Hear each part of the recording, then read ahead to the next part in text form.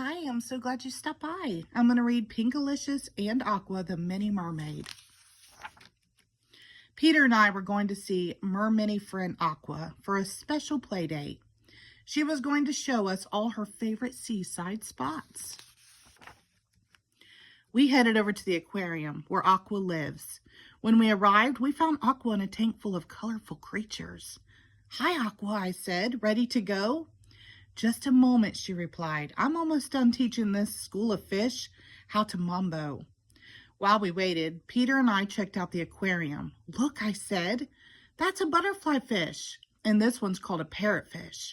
I found a frogfish and a toadfish, Peter pointed. We saw a goatfish, a scorpionfish, and a porcupine fish too. Maybe they should call this zooquarium, I said.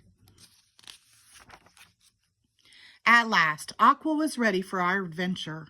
She met us outside. Let's go this way, she said, motioning toward the ocean. We scooped up Aqua in my pink bucket and skipped through the surf. Soon we reached a big hole filled with water. Welcome to the tide pool, said Aqua. We leaned over the edge and peeked in.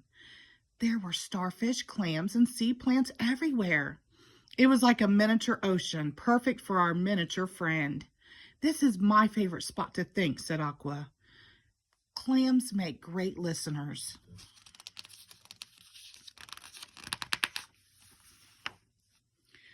Peter stepped on something flat and smooth as we walked along the coast. What's this? He said. Oh, cried Aqua, a sand dollar. How wonderful. Peter's eyes widened. A sand dollar? Excuse me, Aqua, but I need to borrow this bucket. Aqua and I relaxed on the shore as Peter hunted for sand dollars. Should we tell him it's not real money? Aqua whispered. Maybe in a minute, I said. Just then, we heard a big rumble. Oh, the waves are loud today, Aqua marveled. Actually, that was my tummy, I said. Excuse me. It was definitely time for a snack. I know just the place, said Aqua.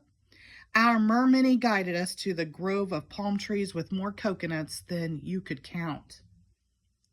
Aqua showed us how to split them in half and sip the milk inside. It was like our own tropical tea party. May I offer you a little milk, Aqua? I said, pouring some into a seashell. Why, thank you, Aqua replied. It's going perfectly with my seaweed sandwich. After we ate, Aqua said she had one more place to show us. But this one is a surprise, she said with a smile. She led us to the cove and told us to close our eyes. We walked very, very slowly. Now, said Aqua, look around you. In the cove was the most beautiful collection of ocean treasure we had ever seen. There were seashells of every shape and color. Pieces of sea glass sparkled in the sunlight. This is where I keep all the treasure I find on my sea adventures, said Aqua. It's my special collection. Do you like it? But Peter and I couldn't answer. We were simply speechless. The three of us sat in the cove and looked out at the ocean. Everything was peaceful and quiet. Suddenly, Peter stood up. Uh-oh, he said, I think we've got company. Off in the distance, we saw two fins poking out of the water. They were swimming toward us fast. Are those sharks? I asked Aqua. She gulped. I hope not, she said. The fins got closer and closer. I was scared. What are we going to do? Said Peter. Maybe they just want to be friends, I said, though I wasn't so sure there was such a thing as a friendly shark.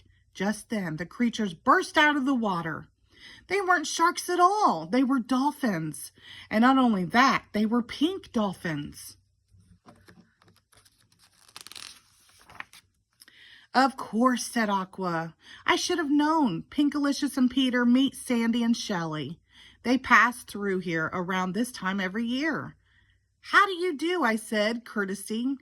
Thank goodness you aren't sharks, said Peter. Sandy and Shelley bobbed their heads and squealed.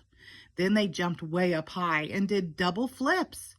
I think they like you, said Aqua. They're putting on a show. Sandy and Shelley leaped and twisted and twirled and splashed. When they were done, they nudged us with their noses. They want you to join them, said Aqua. Peter looked at me. I looked at Peter. A swim with the dolphins?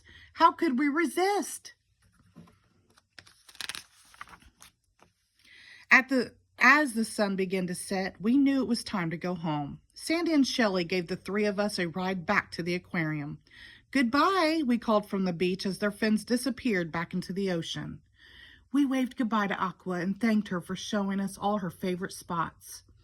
The beach is full of magic, I said, and you're the most marvelous part. Yeah, said Peter, that's for sure. As I lay in bed that night, I could still smell the salty sea air. I made a wish upon a star that I'd be back to visit soon. The end. Thank you.